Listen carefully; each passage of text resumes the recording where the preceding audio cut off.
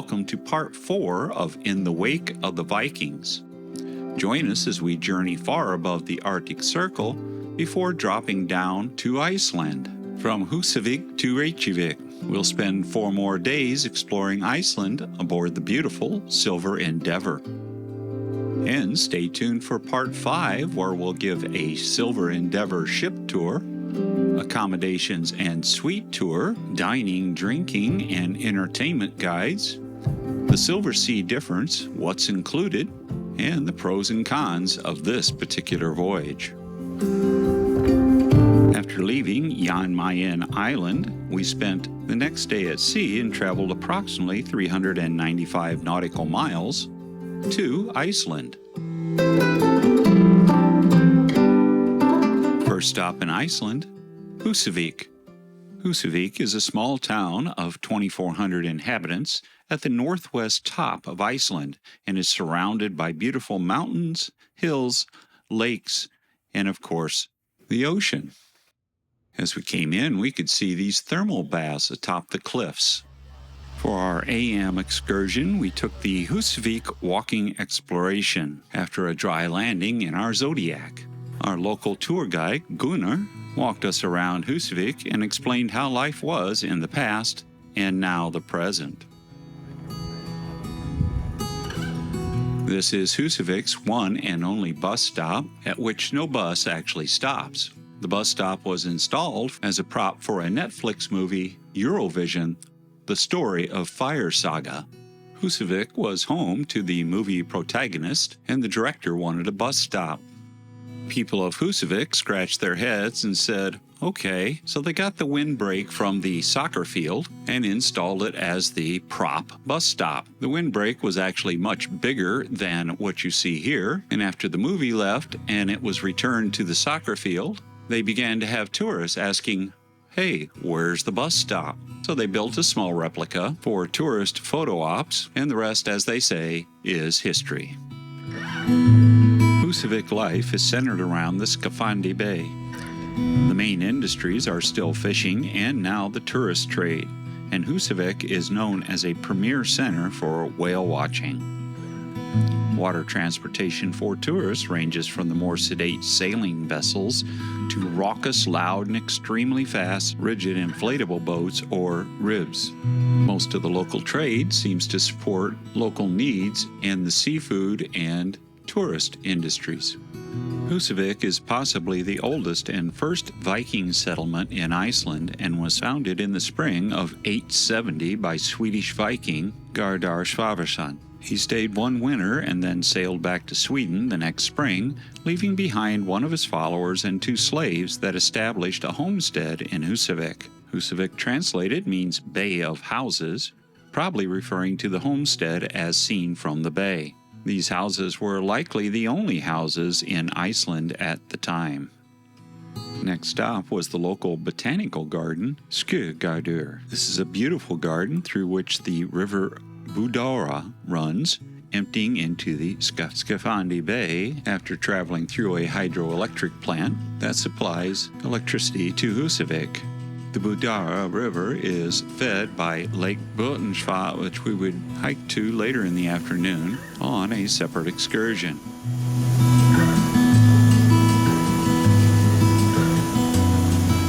The park is not exclusively a park, and several houses on the other side of the Budara River back up to the river, providing a beautiful landscape for a select few of Husavik's residents.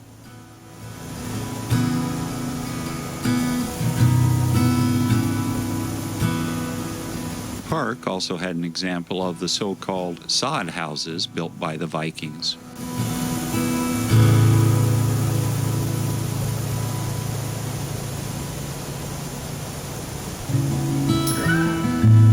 Crossing a bridge and exiting the park, we were able to walk the streets of Husavik and get a little bit more local flavor. This is a schoolyard, and the colorful thing is apparently a trampoline.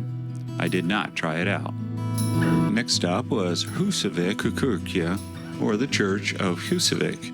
Husavik Kirkja is a simple yet beautiful local Lutheran church that is likely the town's most famous landmark. The church was built in 1907 and is still used for its intended purpose, providing worship and fellowship to the community.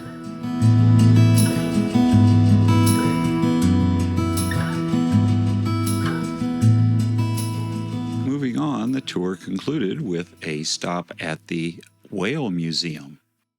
Silversea had prepaid admission to the Whale Museum for any guests that wanted to stop there, and we did, and we're happy that we did so. Of course, the only whales that you will find in the Whale Museum are skeletons of various whales, but as we moved through the museum, we couldn't help but be impressed by the sheer scale and size of the skeletons when compared to ourselves.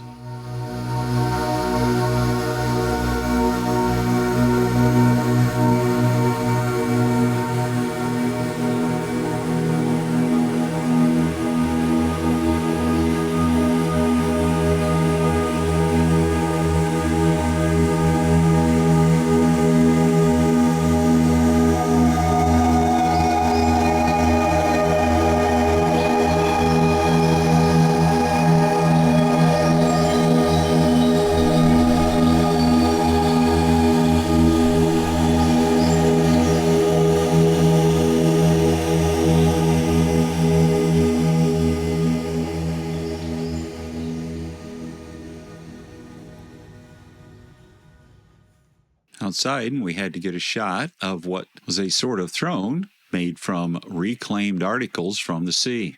And with the sun beating down, we began to shed our layers, as Iceland wasn't quite living up to Iceland's name. Well, it was time to go back to the ship by Zodiac, catch a little lunch, and then return by Zodiac for our afternoon excursion, a hike to Lake Botnsvatn.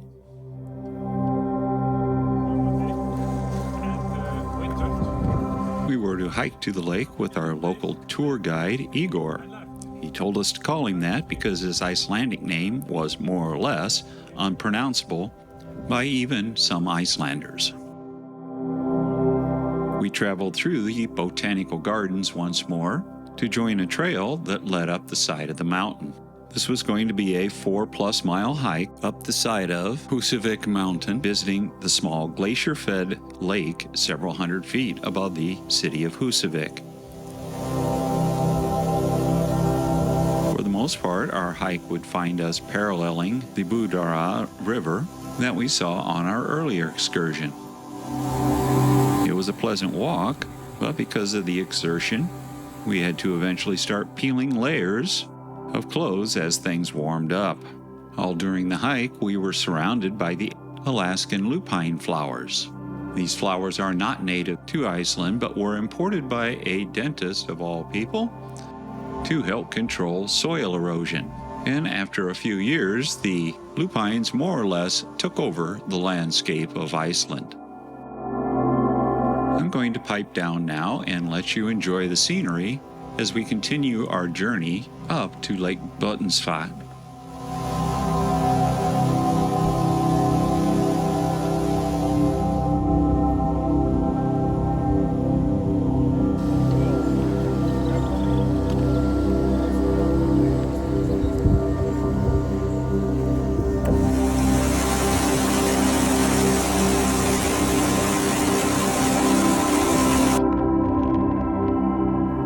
Eventually, there we were at Lake Botnsvatn. The lake is considered an oligotropic lake, meaning a bit short on plant life and containing a lot of dissolved oxygen.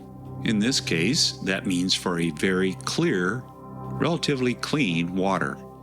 Surrounded by the ubiquitous Alaskan lupine flowers, you can actually drive to the lake on this gravel road that you see here, and even hike all the way around the lake, which takes a little bit over an hour. The lake is the source for the Budara River that we saw earlier. The lake is fed by snowmelt, some glacier melt, and underground streams. It's discharged through the Budara River, flows down to Husavik and supplies hydroelectric power and drinking water and water for crops.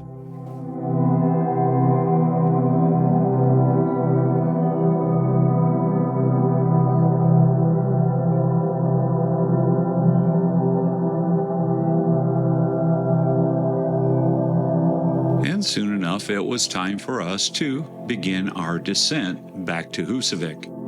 This time, instead of the trail, we took for the most part a road, which took us past these beautiful Icelandic horses.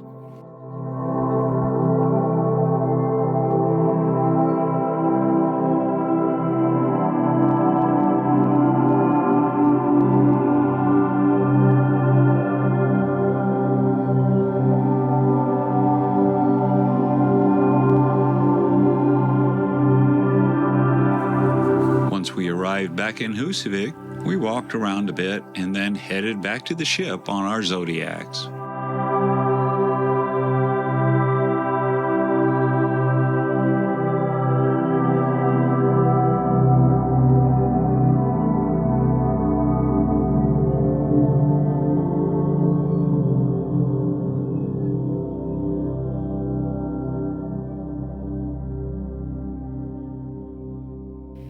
Later that day, as we were leaving Husavik, we changed our clothes and headed down to the Explorer Lounge and the captain's farewell gathering and crew parade. You have all the memories to take back with you home when you go home. Tell all your family members and loved ones at home. Because our captain said a few words. What we were coming to look for, at least concerning the wildlife and the scenery. And having said his piece, the crew marched in, stood for their accolades. Our executive chef and the guide team.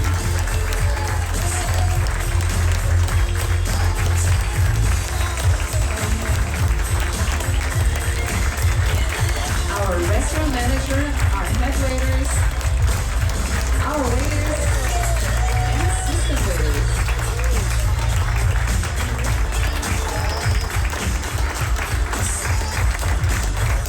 Our head sommelier and the sommelier team. Our head bartender and the bar team.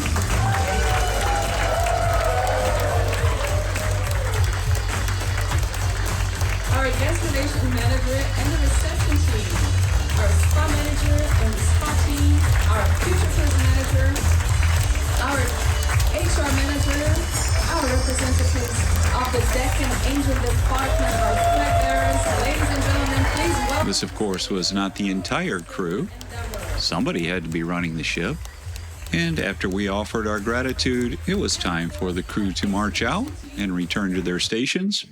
And for us, it was dinner time. Tonight would be at the grill, and on hand to guide us to our seats was the maitre d', Mr. Knowledge Shambalala, who definitely gets my vote for the best name on the ship. A bit of carousing, and it was time for bed to get ready for the next day's adventures. First stop today is Bolungarvik. Bolungarvik is located at the northwest tip of Iceland, known as the Westfjords.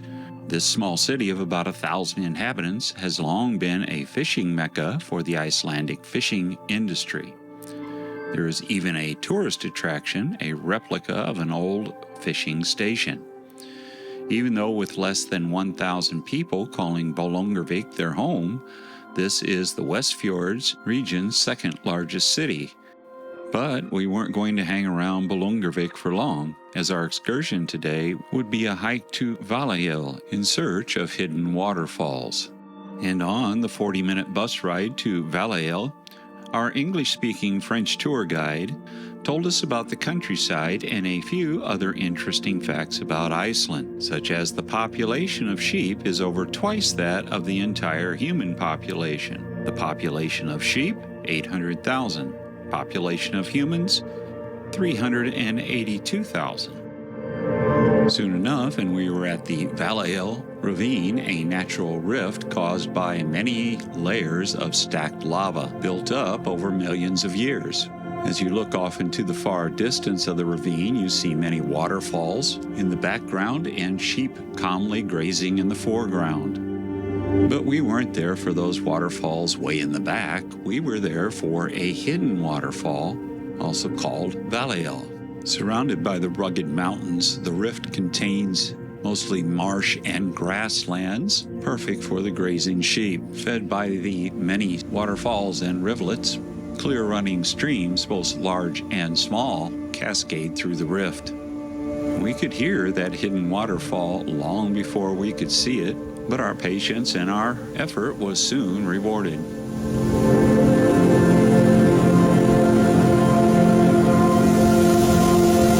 And I give you the hidden Valagil waterfall.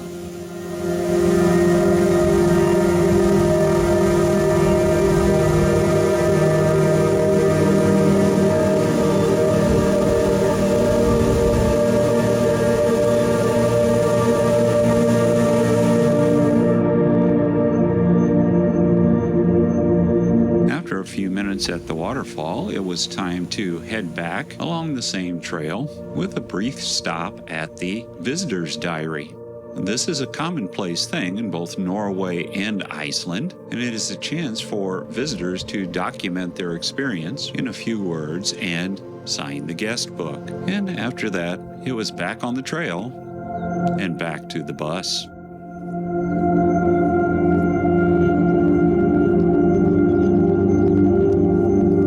The trail was pretty benign for the most part, only getting just a little spicy near the waterfall itself. Yes, there were some soggy areas that you need to watch out for, and we all came away with slightly muddy shoes, but we were careful and didn't come away with wet feet, just a bit of mud.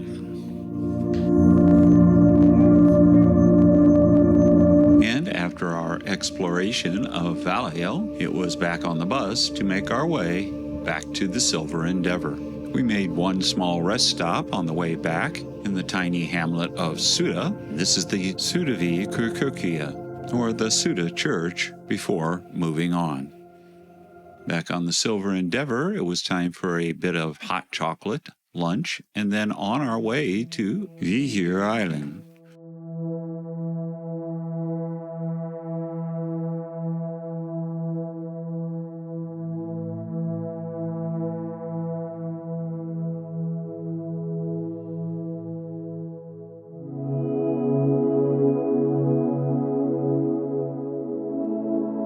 Vigur Island, population 3, is wholly owned by the family that lives there. The island was purchased in 2020 by renowned British polar explorer Felicity Ashtonet and her husband Geely. The island is a natural bird sanctuary and home to thousands of puffins, Arctic terns, and a colony of over 5,000 eider ducks. Today, Felicity lives there with her husband and young son, and harvests the eider duck down and provides tours of the island. Besides the large colony of eider ducks, the island is also home to literally thousands Arctic terns, as well as quite a few of these black guillemots. I found the island a bit museum, a bit history lesson, and a whole lot bird sanctuary. The island has a rich heritage with records mentioning the island as early as the 10th century. It is also home to the only windmill in Iceland. The windmill was installed in the 1860s and was used for processing Norwegian grain. As we walked towards our tour starting point, we looked off to the side and saw another group of passengers holding small sticks and tiny flags, walking the gauntlet. And soon it was our turn, but we started with the Arctic puffin. The Arctic puffin is everybody's favorite, I think in most part, because it somewhat resembles a parrot. It's a little bit odd looking and a little bit cute looking. The puffins are great fishermen, and if you watch carefully, you can see that one flying by with a fish in its mouth, and hundreds more at sea fishing. They perch, nest, and breed in the rocky cliffs all around Vigur Island. And while some children have a swing set in their backyard, this lucky child has a Viking ship. We began our tour of the island, which is 0.6 kilometers squared in area, by grabbing our own stick with tiny flag. The birds you see here are Arctic terns that nest on the cliffs and in the grasslands on either side. The terns are very protective of their nest and enthusiastically protect those nests. You must hold the stick with the small flag attached above your head at all times, for the terns are very territorial and will attack the highest point that they see moving. If your head is the highest point, then that is what they will attack. It was an amazing sight to see hundreds, if not thousands, of terns swooping and attacking our fellow hikers. Occasionally, as you're walking the path, you would feel something impact your stick, and that would be the bird. Geely, leading our group, gave us good advice before starting the walk. His advice was, don't look up with an open mouth, and it quickly became apparent why that was good advice. As the birds swooped, they often pooped. We luckily escaped without being marked. Unfortunately, that was not the case for admired member of the Icelandic Congress, Sigurd Barnason. After that, we listened to Geely talk a bit about the island business of harvesting the eiderdown. And the supplier is swindling you with worthless feathers that don't do anything but poke out of your jacket. Down is sold by weight, and feathers are very heavy. So these little feathers that once unfinished, I bag things up, I send them off to the down inspector. And the down inspector goes through my products, and if he's happy, he'll put a seal of approval on the bags, and that's when I sell the down. And we are lucky to have this process because this uniforms the quality of eiderdown from Iceland, and of course we can get a better price for it. So what's a kilo of down? A kilo of down is about $2,000. Oh, wow. So it is. And after listening to a bit about eiderdown, it was time to check out Ye Olde Rhubarb Patch, and then head off to the small cafe for a sample of rhubarb pie, just like Mama used to make.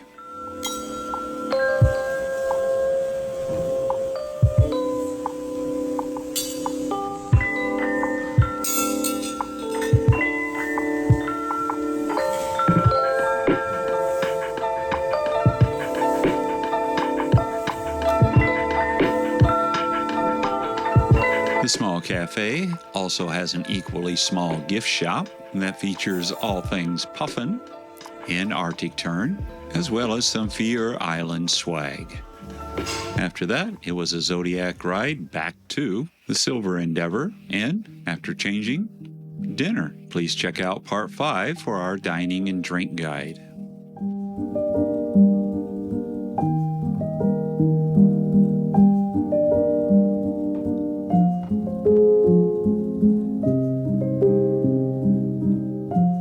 And after dinner, it was time for a little bit of carousing around with guitarist Tomas and pianist Roloff teaming up in the observation lounge. Do you remember when we used to sing?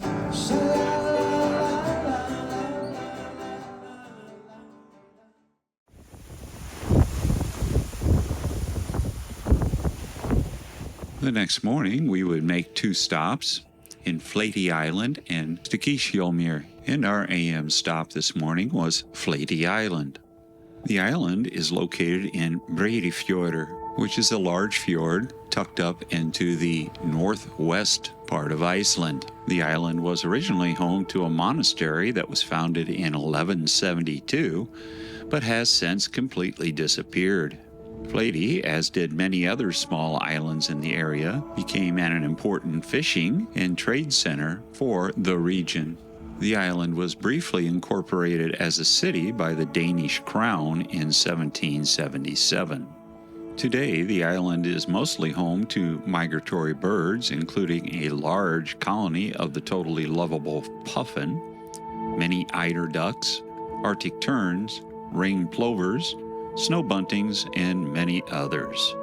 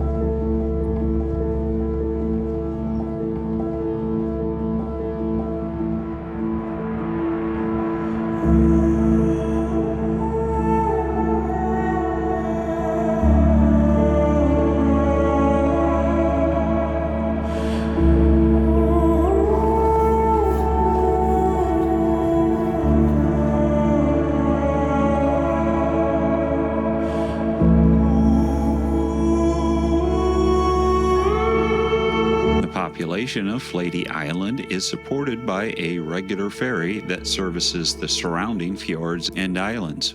The ferry is an absolutely essential link to the otherwise isolated island that brings food, equipment, and people as needed.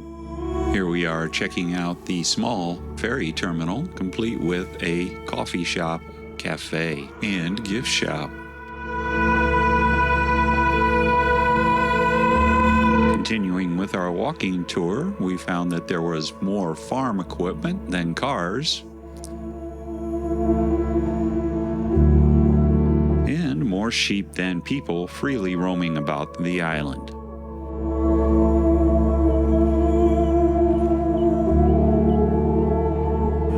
Flatey boasts a small, beautiful wooden church called the Flatey Church. The church, built in 1926, is a typically Icelandic wooden church that features murals painted by Spanish painter Balthasar Samper in the 1960s. Flatey Island boasts a population of 6 to 8 full-time residents through the long winter. Many of the houses on the island are summer houses, and the population swells to over 200 residents and tourists during the summer. There is also a small hotel called the Flatey Hotel, a tiny connected restaurant, and several guest houses to accommodate the surprisingly robust summer tourist trade.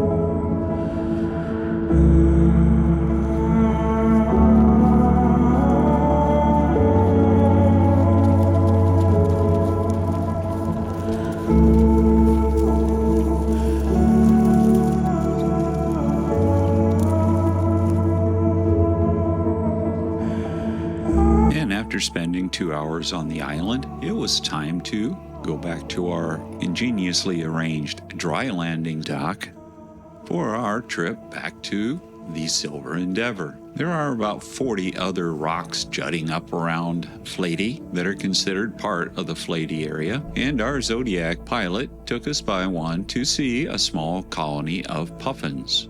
And with Flatey Island in the rearview mirror, we made our rather bumpy ride back to the Silver Endeavour.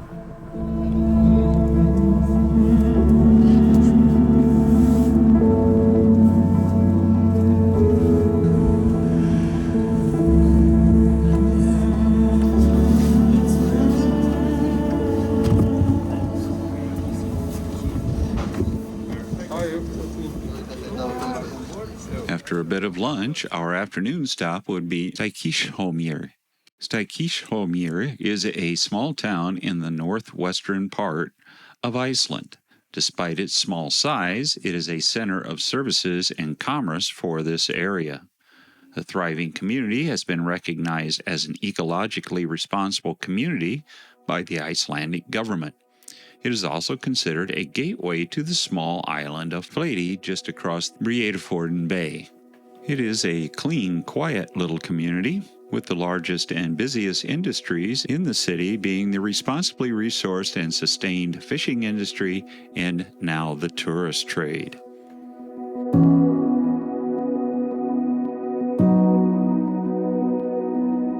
We had a few minutes to wander around and check out the city, but we couldn't wander too far because we were waiting for our excursion vessel.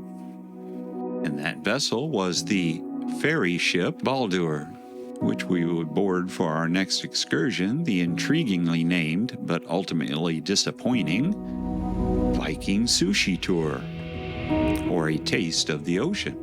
So the excursion was to be a quick tour around some of the islands in the fjord, a little bird watching, and a bit of fishing.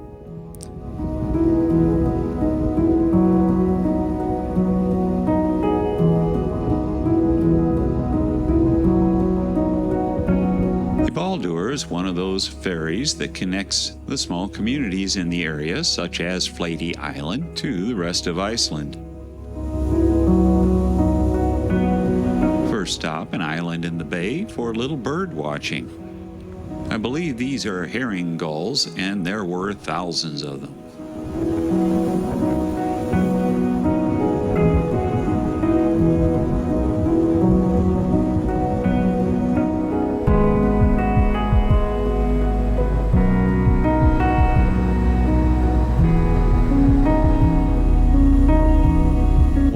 Stayed out on the open deck, there was an inside to the ferry that was dry, warm, and comfortable.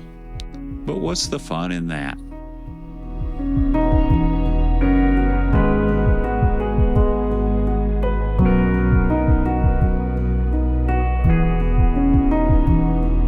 We continued our journey around the fjord and spotted this wonderfully isolated small house on a small island.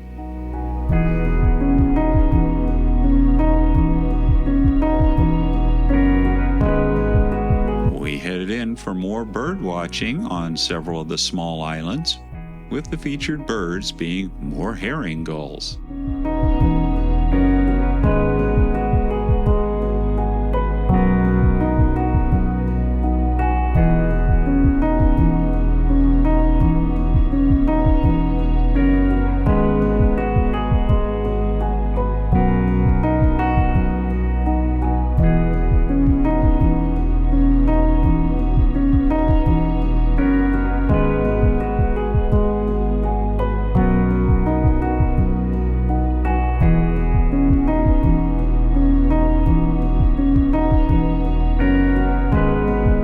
Finally, with a little variety in mind, we spotted some puffins and a herring gull.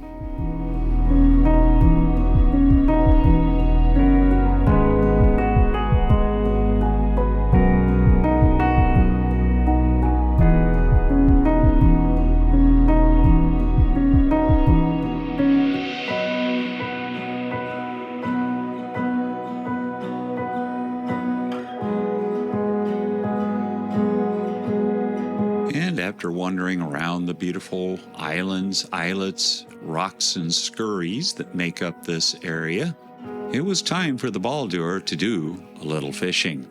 So off we went, more to the center of the fjord, and dropped our line. In this case, it was a dredge that was dragged along the bottom of the fjord, hopefully to catch something to eat. Well, that basket disappearing over the top edge was my cue to go upstairs and see what the catch of the day was. As the feeding frenzy began, I held back just a little bit, trying to get some pictures of what exactly was on the table, while the crew busily shucked scallops for the guest.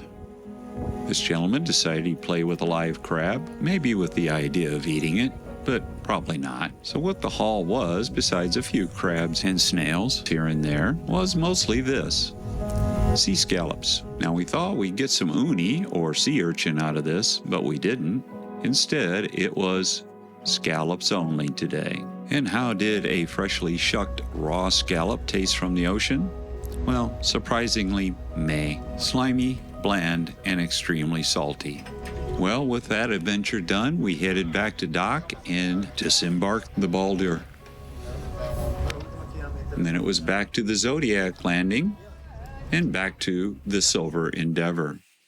Tonight, before dinner, we would head off to the Explorer Lounge and meet with the expedition team to express our gratitude for all of their hard work and perseverance, animal sightings, and keeping us safe throughout this interesting voyage.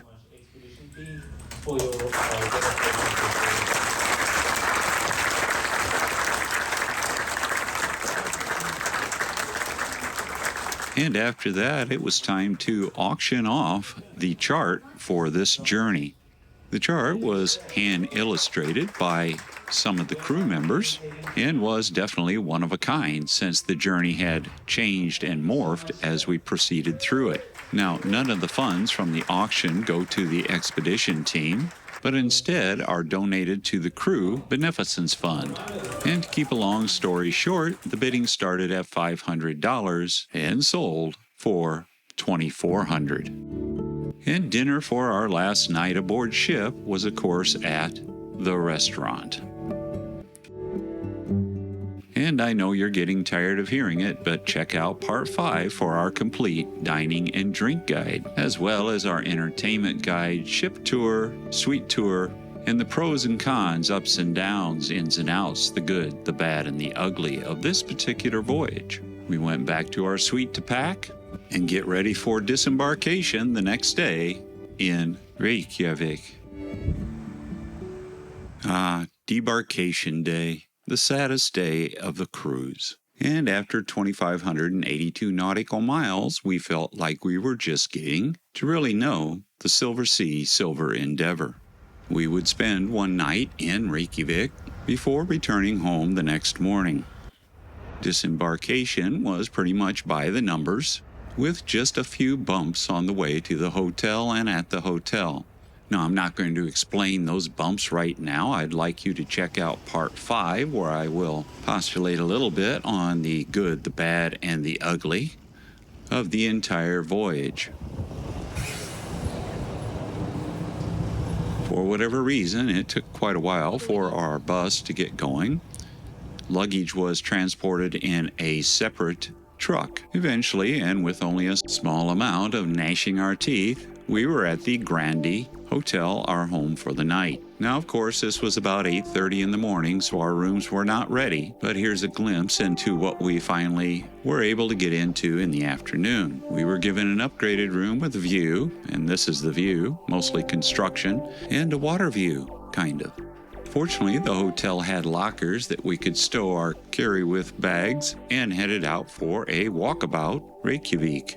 Reykjavik is the capital and largest city of Iceland with a population of about 140,000. The metro area, or capital region, has a population of about 248,000. And a little quick math tells us that's about 66% of the total population of Iceland. It is certainly among the cleanest, greenest, and safest cities in the world. Reykjavik is the center of Iceland's cultural, economic, and governmental activity, and it is a popular tourist attraction with both Icelandic people and foreigners.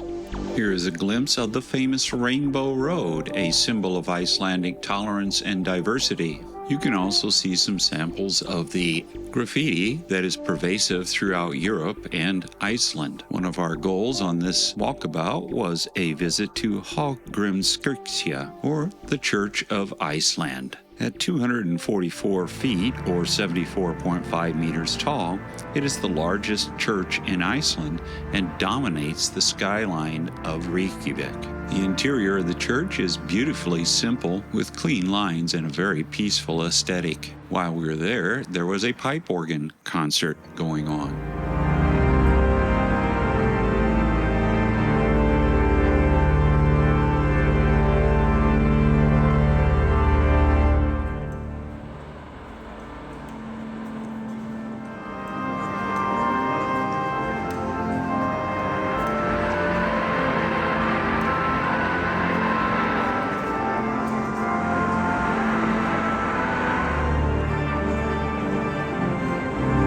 The statue of explorer Leif Erikson stands in front of the church, actually predates the construction of the church, and was a gift from the United States. The shopping, dining, and entertainment areas spread out in every direction from the church square.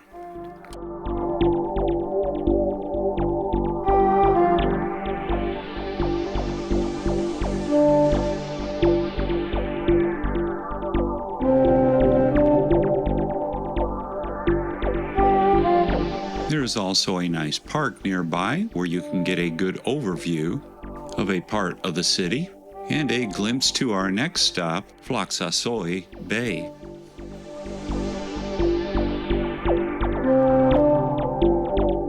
Making our way down to the bay, we found the Reykjavik Concert Center and some examples of mysterious, spontaneous rock stacking.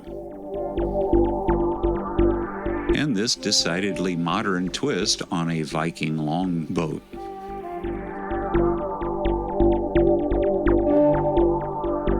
We had been walking around for about 4 hours now, and it was time for lunch. So we picked this nice Icelandic-looking restaurant and went in to give it a try. As it turns out, we are very happy that we did. There was a decidedly plethora of beers available, none of which I was allowed to sample. So I sat pouting until our lunch came, which put that smile back on my face. This is an Icelandic lamb shank, with a bit of cabbage setting atop some nice creamy mashed potatoes.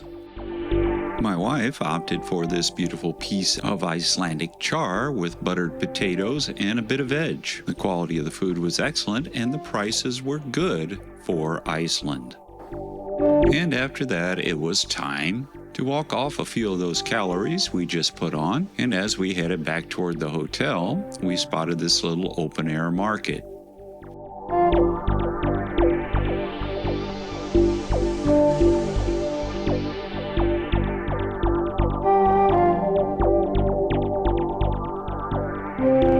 This area also had an extremely high concentration of bars and restaurants, including the English pub and the American bar. And this very interesting restaurant, where we could have got an Icelandic tasting menu that included smoked puffin and whale, and even, gasp, Icelandic horse tartare. From there, it was back to our hotel for a restful, uneventful evening. The next morning, we were up and off early to Keflavik International Airport, which is about 45 minutes from Reykjavik. And before I close this out, I'm going to mention the transfer from the hotel to the airport. It was not good. Please check out part 5 for my pros and cons, and where I'll go into a little bit more detail. But regardless, once inside the airport, we met a troll, got on our airplane, and headed back to home. I leave you with this remarkable video of flying over Greenland, and leave you with this final thought. We greatly enjoyed the cruise, and there were only a couple of minor and recoverable setbacks. But more about that in part 5, where we will explore the Silversea Silver Endeavour and talk about some of the ups and downs, pros and cons of this particular voyage. Thank you so much for watching. Please give me a thumbs up, subscribe, and ring that notification bell so we can grow this channel. More at tomsmultiinterest.com, and stay tuned for part 5.